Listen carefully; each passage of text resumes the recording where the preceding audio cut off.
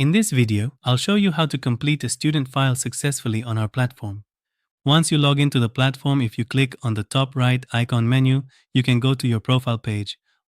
On your profile page, on the top right, you will see a button called Copy Profile Link. This copies your digital e-card link, which you can share anywhere on WhatsApp, social media ads, or directly with potential students. When students open your e-card, they will see three main buttons. Book a free consultation button, where students can schedule a meeting based on your availability. Check eligibility button, an AI-assisted landing page that filters students' eligibility so you don't waste time with dead leads. You can use this page on social media ads. The Apply Now button, used only after you already spoke with a student and they want to apply to university. This button takes them to the student form, where they complete their details and sign a consent form, giving you legal permission to process their file. Usually the process starts when a student books a consultation or fills the eligibility form from your social media ads. If they fill the eligibility form, you can find all these leads by going to Tools and Leads. In here, you can see a list with all your collected leads. You can even add leads manually. If you click on one of them, inside you can see the student's filtered information. In here, you can see all your progress notes after interacting with the student. On the Action button, you can follow up with them or directly send the student form by email or SMS. They will receive a link to fill the student form, and it's the same student form they can access directly from your e-card by clicking the Apply Now button. The student completes their details. At the end, signs the digital consent form. Once signed, the consent document is automatically generated inside the student file. You can also see all completed student forms by going to Tools and Student Form. In here, you will have a list with all the students that filled your form. If you want to manually send only the form link, you can copy it directly from the top section and send it to the potential student. Once the student completed the form, you can press Convert to create the student file. First, you need to select the correct study preferences. After, you can scroll down and double-check the student information. No need to copy and paste anything manually. The previous qualification and employment status section is important to be filled in correctly if the student applies through work experience route.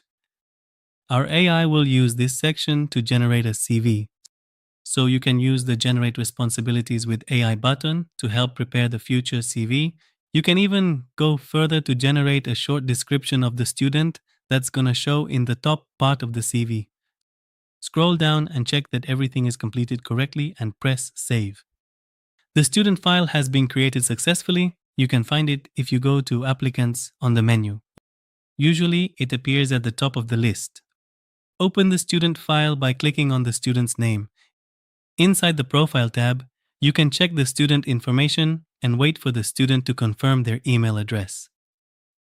Once the email is confirmed, you can continue working on the file. In the Documents tab, you will see the generated consent form automatically uploaded on his file. If you notice small red notifications on tabs, it means there are actions required. Usually, you may need to check the finance declaration, and if it's all fine, press Save. In the Info Required tab, you will see all documents needed for the university application. You have two options: upload the documents yourself manually, or ask the student to upload them through a secure upload link. To request the student to upload the documents themselves, go to the Communication tab and press the Request Additional Documents button. Select the required documents and press Send. The student will receive an email with a secure upload link. After the required documents are uploaded, either by the student or by you manually, you can find them in the Documents tab. If you need to generate a CV or a personal statement for your student, you can go on the top right corner of the file. On the three dots, you can select the one you need. On the Info Required tab, after you've uploaded all required documents for your file, it's mandatory that you mark it as complete. This way, the admins know they can check the file and submit it to the university. Next, you can book the student for the interview. On the Bookings tab, press the Book an Interview button. Choose a date and always include an alternative date in the message section. This saves time if the first date is unavailable. Then press Book. Back in the applicants list, you will now see the interview date in red, and the file status is ready to check. The admins see the file it's in ready to check status, they verify the file and confirm the booking with the university. Once the booking is confirmed, the date color changes. The student receives email and SMS confirmation and the file status changes to file submitted. Once the interview result arrives, the booking status changes to pass or fail. The student also receives confirmation by email or SMS.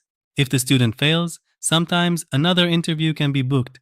If the student passes, we wait for the unconditional offer from the university. Once received, the file status will change to unconditional. Next step for students using student finance is to begin the finance application. If they don't go through student finance, self-funded students must pay the required tuition advance as soon as possible. For student finance applications, you can either guide the student yourself or send them to the Puapi Student Finance Department. Another important aspect is to always check the Notes tab regularly for updates from admins and reply there whenever possible. Try to avoid private messages with admins because keeping communication inside the file helps maintain continuity if another admin needs to check the file.